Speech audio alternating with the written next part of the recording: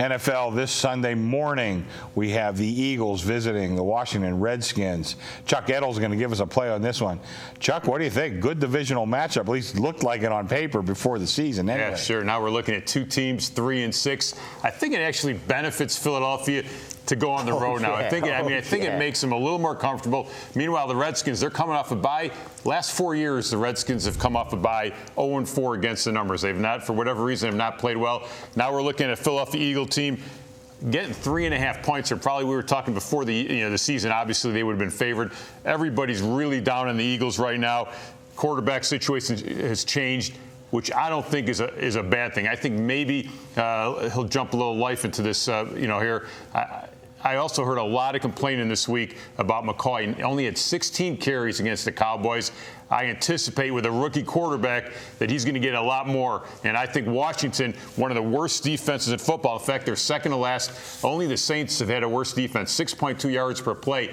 I think Philadelphia could just pound the ball here. Their defense, they against the Cowboys, the turnovers and stuff really made the Cowboys score. They actually had 3 sacks. Their defense played a little bit better, looked a little faster in that game. Now we're catching 3.5 points here. I think Foles is just going to be asked to manage the game. The kid's got a good arm. Just don't put him in those situations last week where they could sit back and know he's throwing. Yeah, and that's what Morningway did. I think we're going to see a Philadelphia Eagle team with the whole weight of the world on them.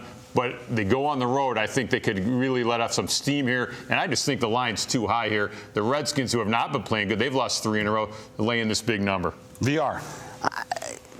Chuck's on the money there. I'm from Philly. So this is the last place this team wants to be, is playing at home. Because, there's few more passionate cities than Philadelphia, and the fans are letting this team here at number 1. So for them to get out, snowball Santa Claus. Exactly. We don't play in Philly when it comes to the teams. So the last place the Eagles want to be right now is at the Link. They want to go on the road. So I think there it's a good spot. Before we went on video, before we started taping, we were discussing how many points Vic's worth. Yeah. And it would be a stretch to say the difference between Vic and Foles is a point. I agree. But the market overreacts. We say it over and over. Injury, suspensions, weather. The betting market overreacts. And unless you get out ahead of the move, which is pretty tough to do, you're better off going against that. Yeah, and in this spot, exactly. In this spot, that's taking the Eagles. I agree with you 100%. All you got to do is give the ball to McCoy and let him run. I want to mention some names to you. A.J. Feely, Jeff Garcia, Ty Detmer, Kevin Cobb. What do they have in common? All those guys were coached by Andy Reid and came in a very similar situation. And, every one of those guys performed well. Yep. Every single one. Listen, I've knocked Andy Reid too, but mostly for his in-game management. Yes, clock management, his in-game decisions, those not running, not caring. McCoy. But, yeah, that's good.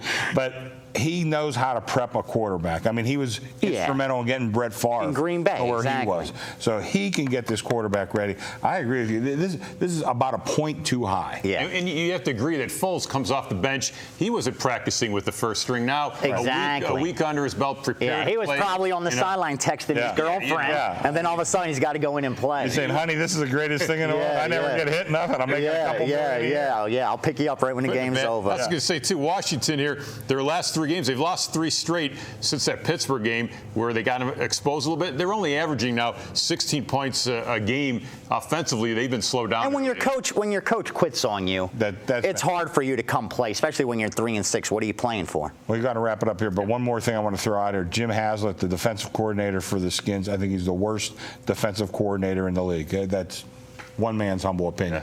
All right, we've talked about it. Let's go ahead and make it official.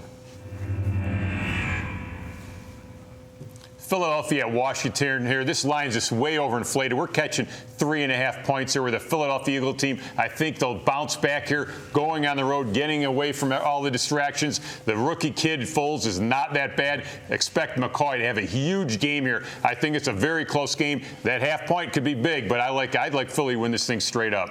Eagles go 10-6 and win the division?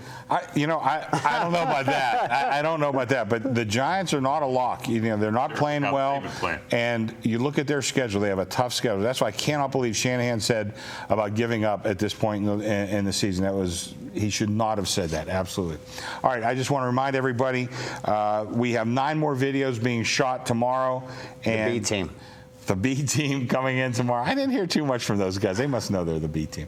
So we got 9 more videos being shot tomorrow. You can find all our stuff on pregame.tv. And if only you knew what I had to put up with over here. So anyway, see you next week.